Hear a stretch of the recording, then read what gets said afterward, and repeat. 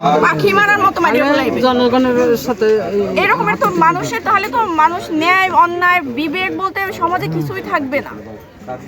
আপনাদের হাতে বিচার দিলাম। আর কি বলবো বলেন?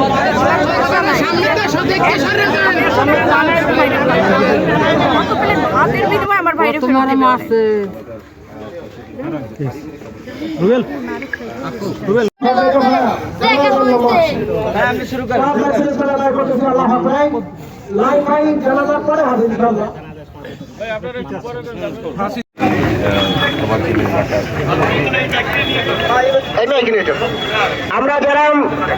আমরা যারা দাফন কার্যে থাকবো, তারা ছাড়া যারা আছি আমরা সবাই মানববন্ধনে অংশগ্রহণ করবো।